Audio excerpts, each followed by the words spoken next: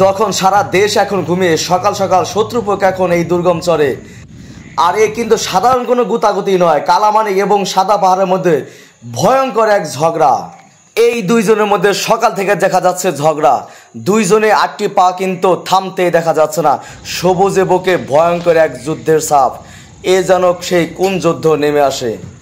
আর এই শত্রুপক্ষের যুদ্ধের সামনে কিন্তু অন্যকে চাপতে সাহস পাচ্ছে না।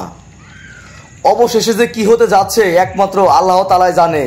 পুরো ভিডিওটি আপনারা দেখুন যে কি হতে যাচ্ছে।